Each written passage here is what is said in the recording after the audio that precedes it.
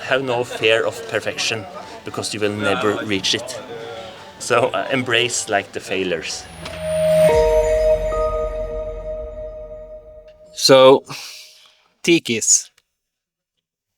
Yeah, Why? tiki is man. It's like old Polynesian word, and the New Zealanders also had tiki as the god in creation. But tiki in this regard is more Americanized pop culture. Yeah, so Hawaii. I see the shirt and Yeah, absolutely. And it's, I think, Hawaiian part of it. It's in the regard that Hawaii became the 50th state, and it was like pan travel, people going back and forth, vacation, big part of pop culture. Music, Elvis Presley, and it goes in so many different places at once, like in architecture, in interior, like the drinks, of course. And this is very big subject of pop culture, but in a smaller teeth frame. And it's a revival going on now, and I can talk about this for hours. I think so. but you're also like kind of predisposed to this culture, Hawaiian culture, surfing and skating, right? Yeah, absolutely. Like my biggest regret in life is that I applied for surf school, like Norwegian Folkehøyskole, and I got rejected. So I had never surfed. I only daydreamed about surfing.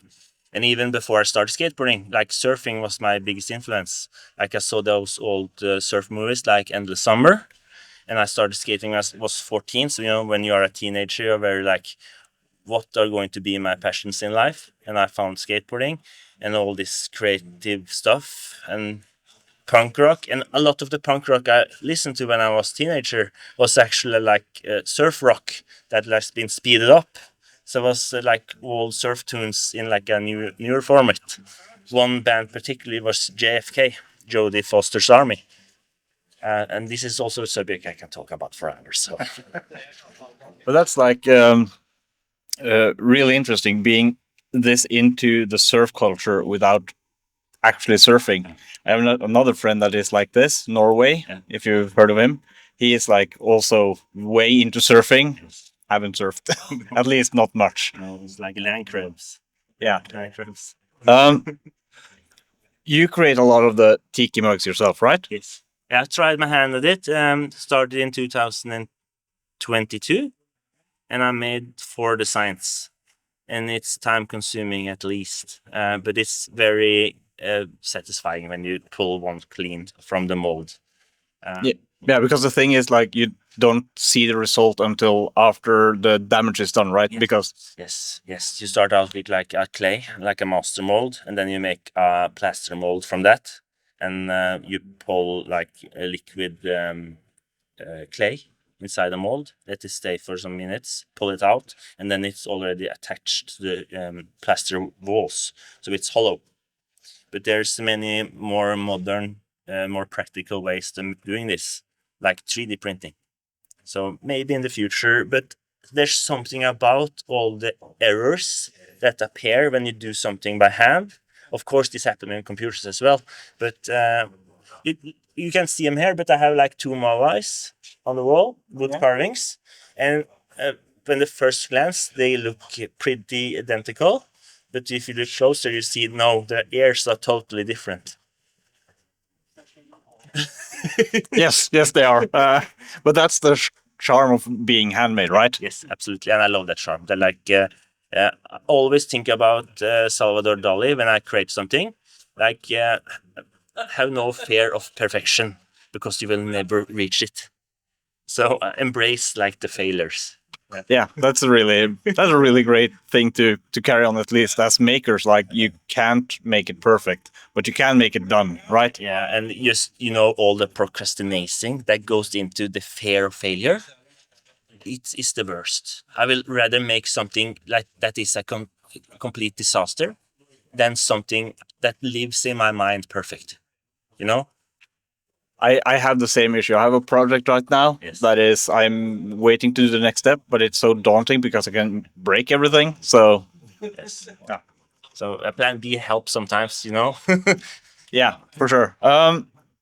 But you said there are more modern ways to do stuff, Yeah. but you prefer the older method, the hands-on. I think the hands-on is more reachable for me right now. I can learn computers, buy the stuff, and maybe do it that way, but I don't know. In the future, maybe.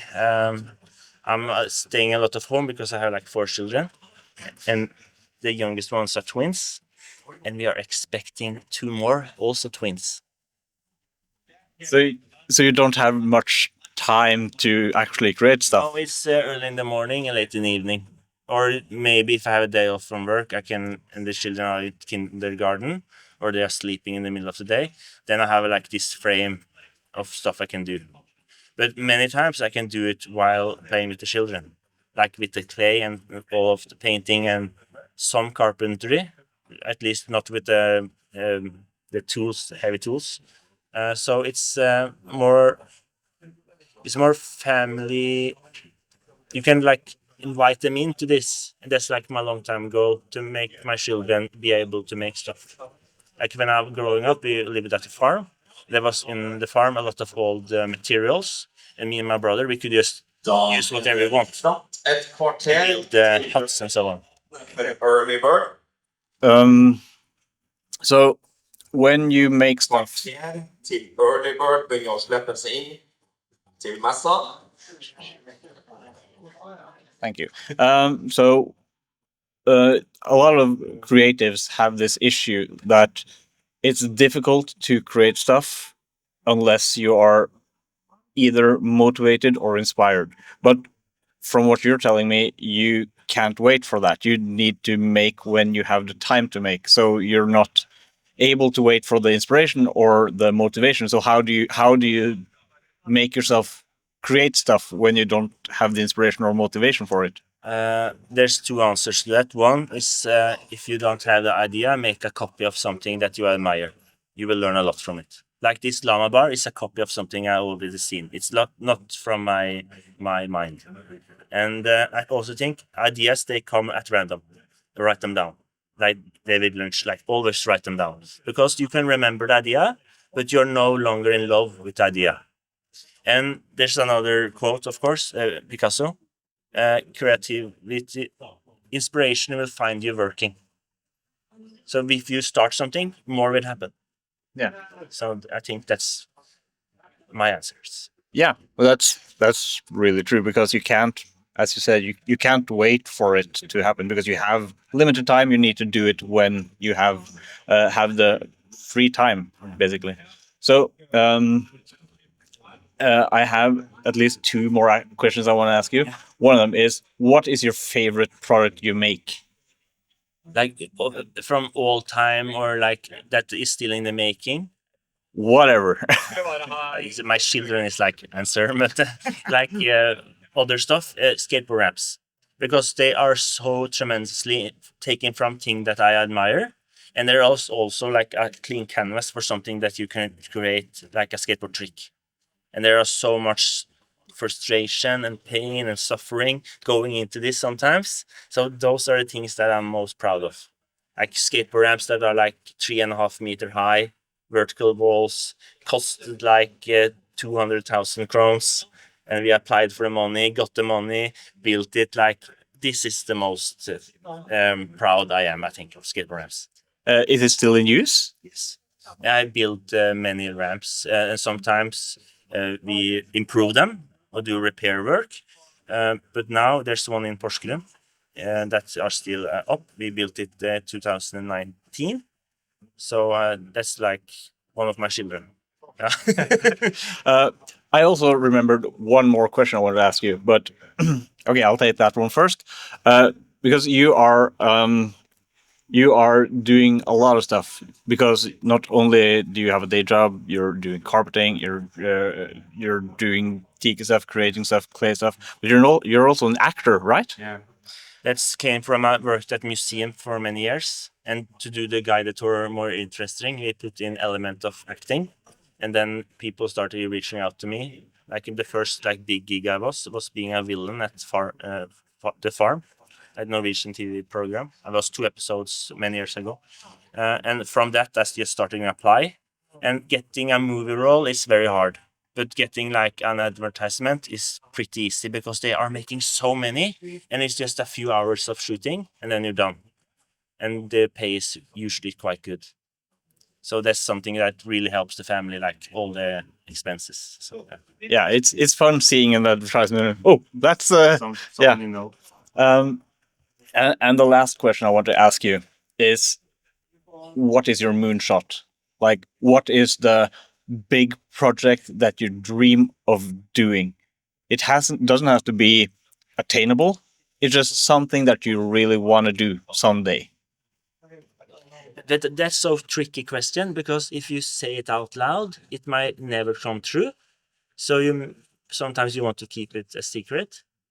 Um, but I can tell you because this is something. If someone else do it, it will please me a lot, and it would be like a Tiki team, the restaurant, family restaurant. Of course, they can have like hard liquid and so on, but mostly family orientated. And there will be like a mini golf course that you put inside the tikis, and what will be waterfall, tropical plants, uh, tropical birds, perhaps like this environment. Then you can go visit without leaving the country, because this is part of escapism. Really appeals to me. Like you can go on vacation in your own tiki room at home. Yeah, like a good old staycation. Yes, vacation is the word. Yes, thank you. Yeah, where can people find you online? It's tikinorway.com. So it's pretty easy. And Instagram and Facebook, of course. Yeah, and people can order all the stuff that you've shown. Yeah, and there should be footage of the stuff you've made, just like an editor's note. Thank you. Thank you. Do you have anything else you want to say? Oh, thanks for having me. It's a pleasure, and I admire your stuff as well. So that's the new project, the car. That's really interesting. Yeah, it's a big one, and there's cool stuff happening with it as well. So stay tuned. You should look up Ed Big Daddy Roth. He made cars in the 50s and 60s, like show cars. They are out of this world. I will do that. It's yeah, it's been real nice having you, and thank you, and good luck. Thank you.